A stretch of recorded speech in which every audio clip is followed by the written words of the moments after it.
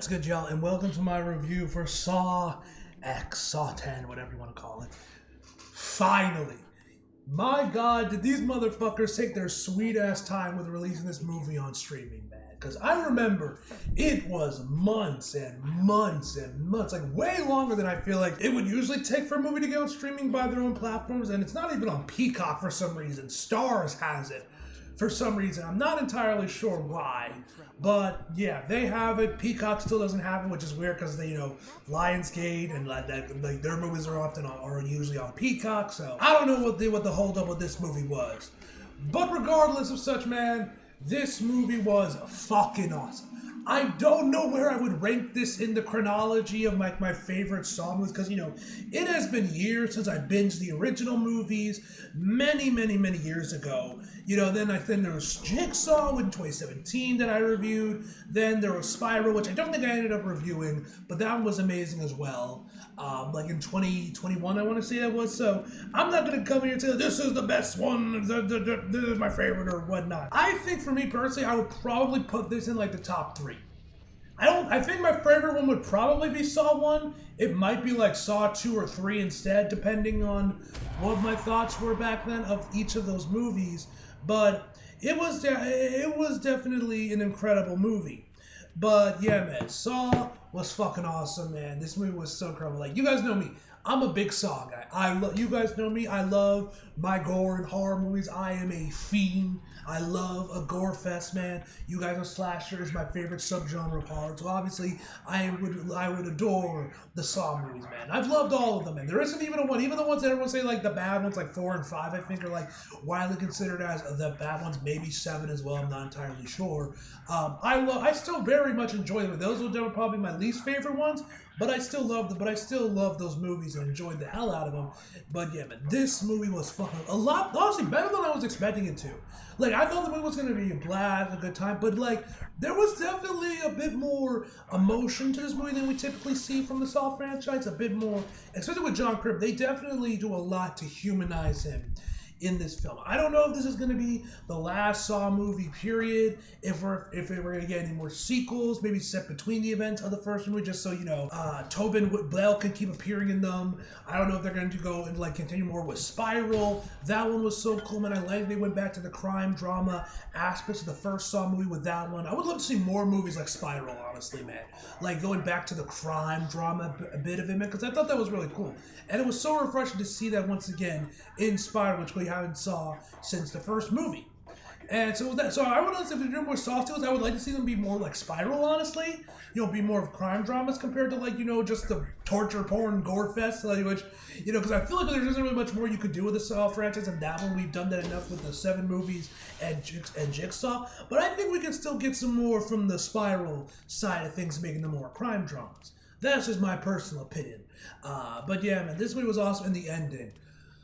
Oh, the ending, bro. I ain't gonna lie, bro. The ending made me come. I'm gonna hold you, bro. Hearing that theme again, truly a religious experience, man. Saw easily has the best theme in horror next to the Halloween theme, of course, man. Jesus H. Christ, man. Nothing can beat it besides Halloween. But yeah, man, without further ado, let's just jump right in. So the movie is directed by Kevin Greutert, if I'm pronouncing that name right, and stars Tobin Bell, Shawnee Smith, how the fuck do you pronounce this? Sinoven Makodi Lud? I have no idea if I'm pronouncing that right. Renta Vecca, Pauletta Hernandez. There we go. Hernandez. And many more. And the plot of Saw 10 is hoping for a miracle cure. John Kramer travels to Mexico for a risky and experimental medical procedure, only to discover the entire operation is a scam to defraud the most valuable. Armed with newfound purpose, the infamous serial killer uses deranged and indigenous traps to turn the tables on the con artist. And that's like the one thing I love about this movie, and that I found so interesting, is that this movie does a lot to humanize John, and definitely makes him the most emotionally involved I think he's ever been in any of the Saw movies. Because in all the other Saw movies, Usually he doesn't really have much of a personal connection to me, other than like he in his mind they are taking life for granted and all that, and he tests them to make sure that they count their blessings and don't take life for granted and all that stuff if they get through his traps and everything, man. But that's about it, man. Never, if ever, these people he actually knows or has a personal stake in whether they live or die, pass or fail his games. This one was definitely not that, because these people actively wrong him, and he's without a doubt this is him on a revenge quest. To get back at the people that wronged him, that scammed him out of money to try and cure his cancer. So, which was really interesting just to watch, man. Which I'm sure Tobin, as an actor, probably appreciated that, and that's probably what he liked about this movie was ooh, I get to do a little bit more with him. He gets to be a bit more emotionally involved, which I thought that was interesting, man. Like, this movie does a lot to humanize him. We really see how old he is. I'm pretty sure this movie takes place between 2 and 3. I believe, because you actually see him designing the rack in his notebook, which is a nice little Easter egg for us hardcore Saw fans out there that see him designing the rack from Saw 3. So that was pretty cool, and you just see this is a dude that's that's on his last legs, man. Death is very imminent for John Kramer in this film. And I thought it was just really nice that we actually got to see him be way more humanized in this movie, and just see him be emotionally involved in the people that he is testing in the film. Shawnee Smith as Amanda, she's amazing as always. Although I'm 90% certain they didn't bother going to the trouble of de-aging her, because she definitely looks older in this movie than she did in Saw 2 or 3. Which hey, whatever, man. I'm not gonna hold that kid. It's you didn't de-age him. We're de-age Samantha. Where is Shawnee? Excuse me. Where is my continuity? You didn't de-age Amanda. Where's my continuity? I don't really care about that, man. She was great as always, man. I really like their dynamic in this movie, man. Where, of course, you have Jigsaw going on his soliloquies about, you will live or die. Live or die. Make your choice. Let the games begin. And, there is a key in that box. He's he does this whole spiel, and then she's like, there's no key in here. One of the doctors or nurse or whatever, and Amanda comes in to be he means metaphorically. He does that a lot. Or another time he explains how this wire that can cleanly cut through a bone will chop her head off, and he does this in this very elegant or whatever, just really makes it sound profound or whatever, and then she just says he means he'll Cliff Notes, he'll chop your head off. I liked Amanda in this movie. I like what they did with Amanda in this movie. And I also like that they also went with, I really like the characterization of this film. This movie did a lot to, really characterize both Jigsaw and Amanda, which I feel like that was something that got lost in the sequels, that we kind of saw a bit more of in, the first 3 movies. Which I like that they went back to that for this one, where we see one of the girls in there, Gabriel, who realistically had really nothing to do with the main scam itself, other than just being a part of it. She wasn't a doctor or anything. She just lived in the person. Yes, she helped me. She saved me. Do that whole spiel, and she so really she has nothing to do. She's the most innocent out of everyone in the group that have to play the game that Jigsaw sets up traps for.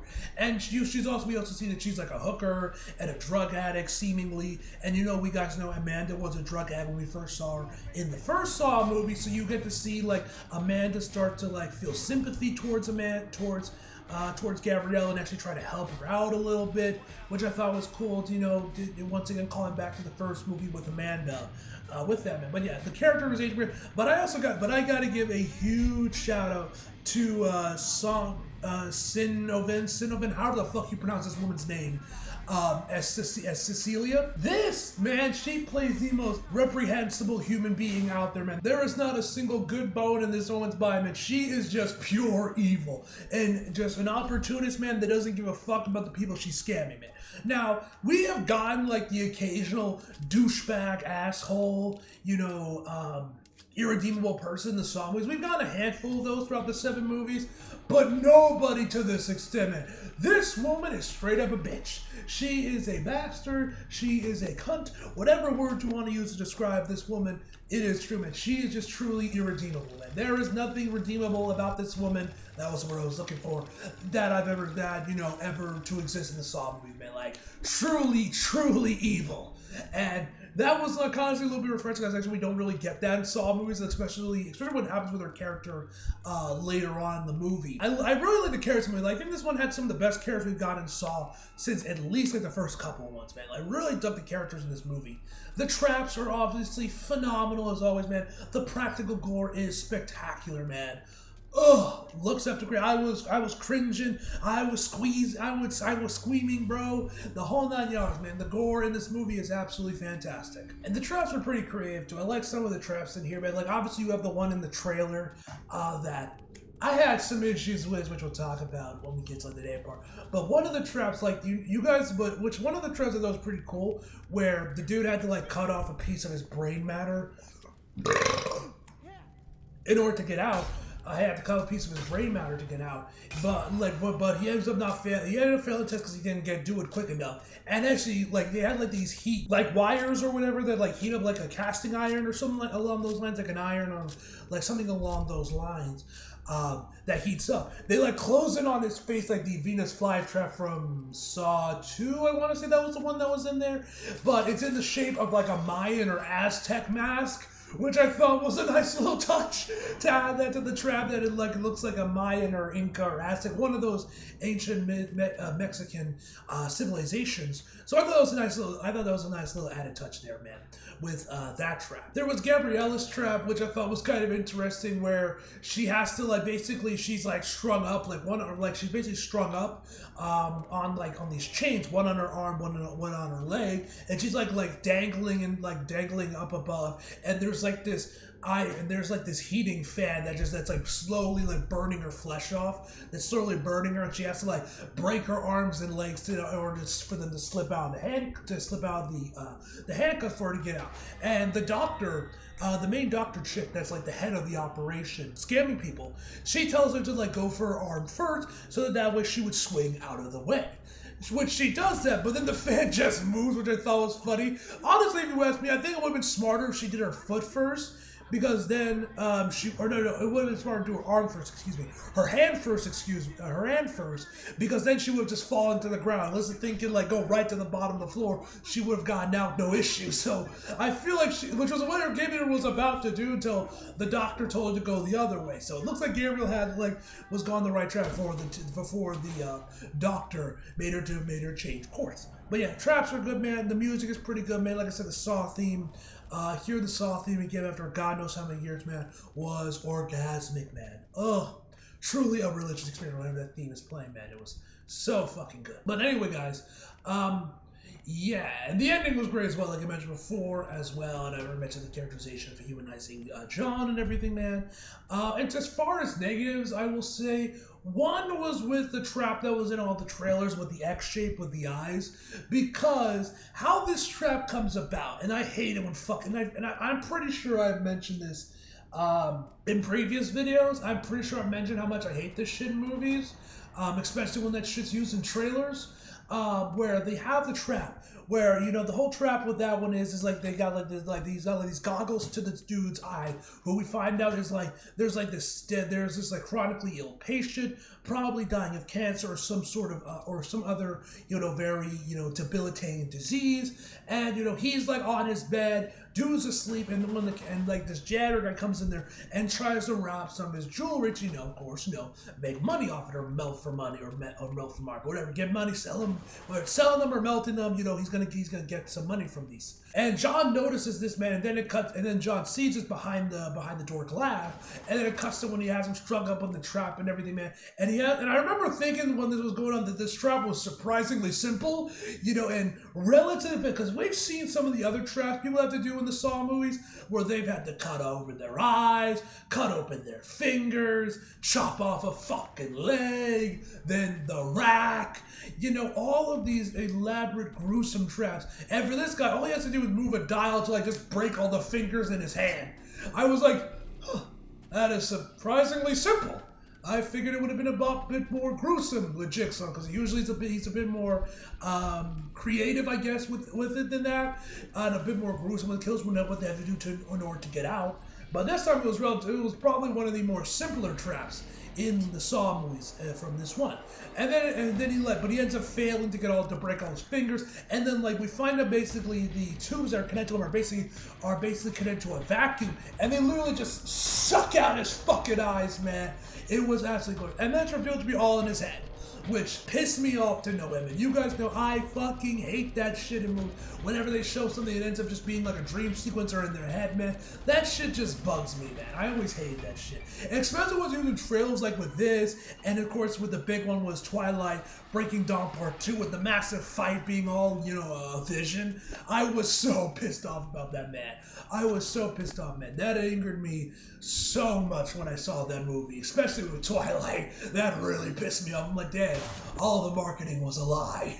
You know, that was some bullshit, man. That was some bullshit with that one. And also, I also gotta say, I also gotta mention, I gotta give this movie an A for creativity, because this has to be one of the most creative Saw movies that we see, because we see the female doctor character, like afterwards we see, like in between all of them there is this